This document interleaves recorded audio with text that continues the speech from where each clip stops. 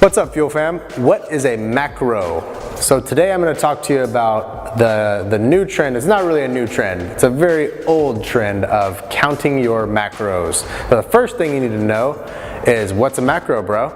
It's carbs, protein, and fat. And in the most basic sense, it's simply forms of calories. Macronutrients are forms of calories. That's where you get your energy from. Woo. And the first thing you need to know about macronutrients, by the way, I'm not a huge fan of counting calories, but it does help you tremendously to know how many calories are in a gram of each 3 macronutrients. So this is pretty simple. Fat comes with 9 calories per gram.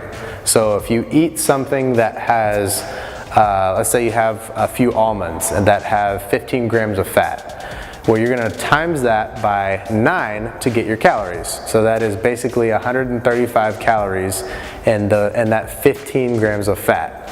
For protein, it's 4 calories per gram, and then carbohydrates are also 4 calories per gram. So if you eat something with 50 grams of carbs, that's 200 calories. Okay, so the second thing we're going to talk about is what your ratio should be. So what percentage of your calories should be protein, what percentage should be carbs, and what percentage should be fat. This does depend on your goals too. If you're a man or a woman trying to gain a good amount of muscle, let's say you're trying to pack on like 15 pounds of muscle, or 20, or even 12 pounds of muscle, like a really solid amount, then you're going to obviously eat more calories in general, and also a higher percentage of protein so that you do put on lean weight.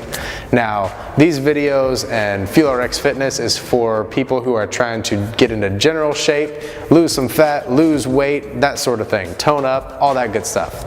So if that is your goal, then you're going to hang out at about 30 to 40% protein, around 30% carbohydrates, and then about 20% fat.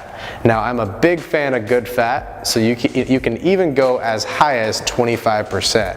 And some of this does depend on what kind of foods you like, and your specific metabolism. So I can't just give like a general percentage that works for everybody, but those are the ranges you kind of want to hang out in. Personally, I do about 40, 25, 35. So I eat more fat than I do carbs. That's not going to work for everybody, but that's just what I do.